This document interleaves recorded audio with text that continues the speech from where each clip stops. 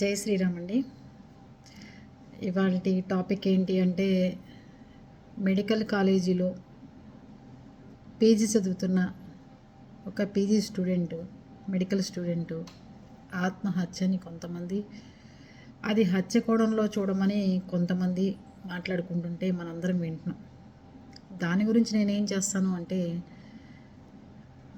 అది జనరల్గా మన ఇళ్లల్లో మన పిల్లలు ఎలా ప్రవర్తిస్తున్నారు ఏంటి అని కూడా మనం తెలుసుకోలేకపోతున్నామేమో మధ్య మధ్యలో అనిపిస్తుంటుంది ఇలాంటి సంఘటనలు చూసినప్పుడు. ఇంతమంది స్టూడెంట్స్ ఉండగా ఒక ఐఐటికి వెళ్ళి ఐఐటి కోచింగ్ ఇప్పిస్తున్న ఒక విద్యార్థి మొన్న హైదరాబాద్లో సూసైడ్ చేసుకున్నాడు ఫ్యాన్ కురేసుకుని. పీజీ స్టూడెంటు ఒక్క సంవత్సరం ఓపిక పడితే తన కెరియర్ మొత్తం చక్కగా మంచి భవిష్యత్తున్న మార్చిలో పెళ్ళి, మార్చి 2వ తారీఖు 3వ తారీఖు ఎంగేజ్మెంటు, మ్యారేజ్, ఇవన్నీ మంచి కళలతో పిల్లలు మంచి సంతోషకరంగా ఉండాల్సిన టైంలో ఆత్మహత్య చేసుకోవడం, లేకపోతే అది ఇంకోటో మనకు తెలియని విషయం. అది జరగటం అనేది దుర్ఘటన, చాలా బాధాకరమైన విషయం. లేకపోతే నీట్ రాయాల్సి వస్తుంది అని చెప్పి, నీట్ వస్తుంది, నేను టైం అయిపోతుంది, నేను ప్రిపేర్ కాలేకపోతున్నానని చెప్పి చాలామంది విద్యార్థులు ఈ నెలలోనే ఈ మెడికల్ కోచింగ్ తీసుకుంటున్న విద్యార్థులు 4 మగపిల్లలు చనిపోయారు. అసలు ఈ తప్పు ఎక్కడ జరుగుతుంది? పేరెంట్స్ నీట్ చదవండి, ఐఐటి చదవండి అని చనిపోతున్నారా? చదువు ఒత్తిడి ఒత్తిడి ఒత్తిడి అంటున్నారు. ఒత్తిడి లేకుండా చదువు ఎలా చదువుకోవాలో పిల్లలకు తెలియట్లేదా అనేది మనం తెలుసుకోలేకపోతున్నాం అనిపిస్తుందండి అప్పుడప్పుడు. చాలామంది, నేను పీజీ స్టూడెంట్ని, ఎంబీబీఎస్ చదివే వాళ్ళని చూశాను. చాలా సునాయాసంగా కాలేజీల్లోంచి వచ్చేస్తుంటారు, మంచి టాపర్సు, మంచి గోల్డ్ మెడలిస్టులు. సునాయాసంగా చదువుకోవడమే కాకుండా పక్క వాళ్ళకి ఎట్లా ఉండాలో కోచింగ్ ఇస్తూ ఉంటారు, మంచిగా ఉంటారు. కొంతమంది మాత్రమే 250 మంది పిల్లల్లో ఎంబీబీఎస్ ఒక 7-8 మంది ఇట్లాగా అవుతున్నారు అంటే అది ఎందుకని?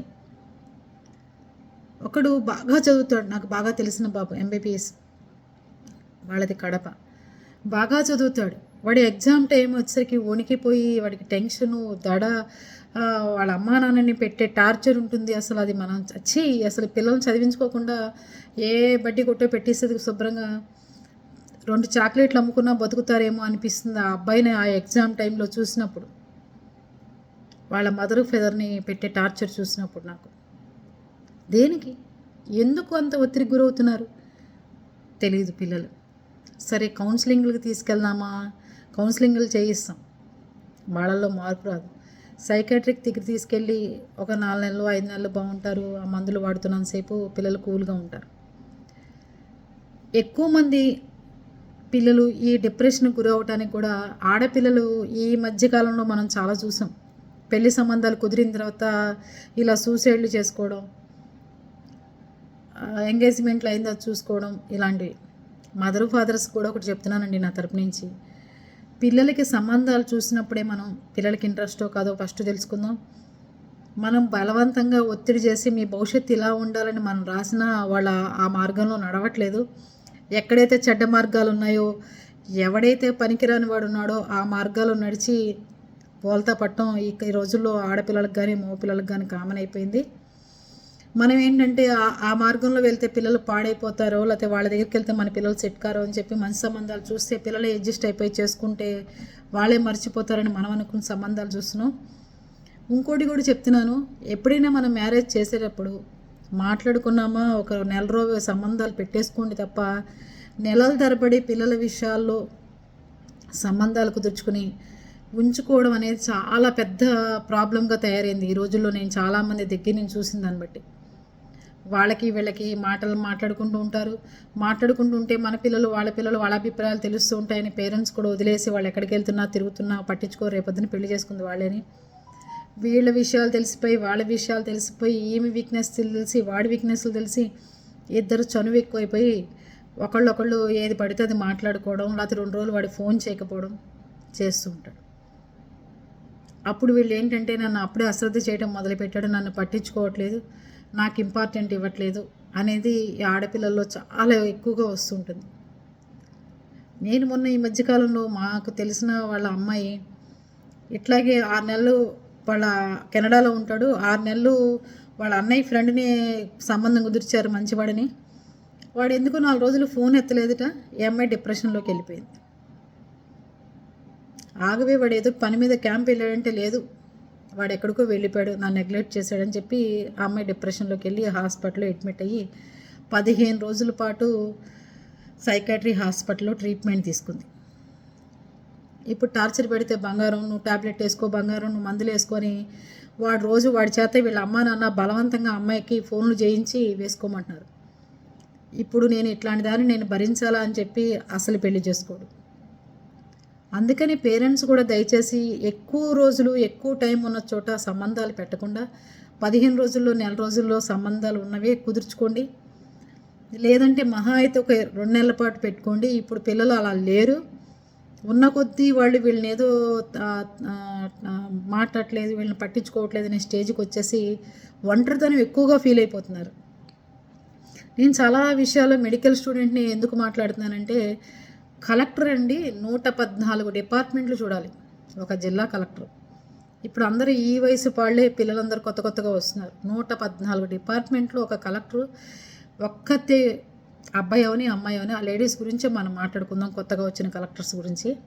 114 డిపార్ట్మెంట్లు ఒక్క లేడీ కలెక్టర్ ఒకళ్ళు ఇంతమందిని హ్యాండిల్ చేసుకుంటూ ఎలక్షన్ టైమ్స్లో కానీ మామూలు టైంలో కానీ ప్రభుత్వం ఏ పథకాలు పెడితే ఆ పథకాల్లో వీళ్ళు ప్రతి దాంట్లో పాల్గొని చేసుకోవాలి. కనీసం వీళ్ళు చేసేదండి డాక్టర్స్ చేసే పని, వాళ్ళ డిపార్ట్మెంట్లో వాళ్ళ పని చేసుకోవడానికి ఇంత ఒత్తిడికి గురయ్యి మెడికల్ స్టూడెంట్లు చచ్చిపోవడం కారణం ఏంటంటే, వాళ్ళకి ఈ మందుల గురించి అవగాహన, ఈ మందులు ఏవి పనిచేయవు, ఈ మందులు వేసుకుంటే ఏది తగ్గదు జబ్బు, ఇది అపోహలో ఉండిపోయి సూసైడ్లు కానీ హత్యలో ఆత్మహత్యలో దాకా వెళ్ళిపోతున్నాయి. మరి మీకంటే కష్టమైన ఉద్యోగాలు లేవంటారా? ఒక మెడికల్ స్టూడెంట్కి చదువు గొప్పదే, బాగా చదవాలి. కానీ ఎంత సున్నితంగా చదివేటప్పుడు ఉంటారో ఈ పిల్లలు. డాక్టర్ అయిపోయిన తర్వాత పక్కన పేషెంట్ చచ్చిపోతున్నా కూడా పట్టించుకోకుండా వెళ్ళిపోతుంటారు. అది ఇంకో రకం.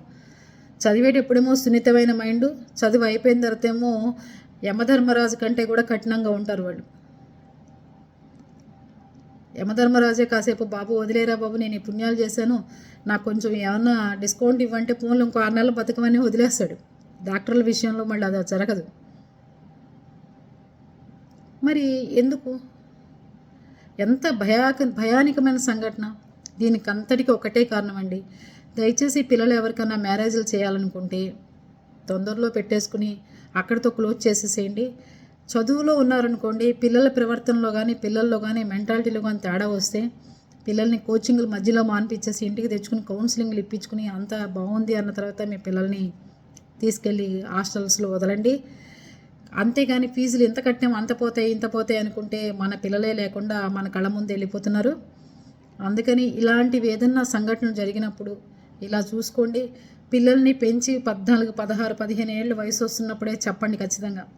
బలానా వాడిని ప్రేమిస్తే నీ జీవితం ఇలా ఉంటుంది, బలానా వాడిని చేసుకుంటే ఇలా ఉంటుంది, అలాగని చెప్పి మేమే బలవంతంగా మన క్యాస్ట్ వాడిని చేసుకోవాలని లేదు. కానీ నీ భవిష్యత్తు ఏది బాగుంటుందో నిర్ణయించుకోవాలంటే ఒక స్టేజ్, ఒక డిగ్రీ చేతికి వచ్చిన తర్వాత నిర్ణయించుకోండి అని చెప్పండి పిల్లలకు కూడా. 8th క్లాస్ నుంచి 9th క్లాస్ నుంచి ప్రేమల్లో పట్టడం, వాడు వద్దంటే చచ్చిపోవడం, ఆత్మహత్యలు చేసుకోవడం, ఇవన్నీ రొటీన్గా జరుగుతున్నాయి.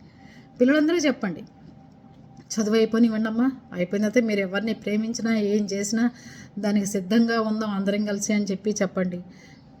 ఇలా మ్యారేజ్లు కుదిరిన తర్వాత మీకు ఇష్టమైతేనే మ్యారేజ్ చేసుకుందాము, ఇష్టం లేకపోతే వద్దని ఖచ్చితంగా చెప్పండి. ఎవరో పిల్లాడిని చేతికి మనం బలవంతంగా పిల్లలు మన కళ్ళ ముందు లేకుండా చనిపోతున్నారు. ఇలాంటిది మళ్ళీ మళ్ళీ జరగకుండా చూద్దాం.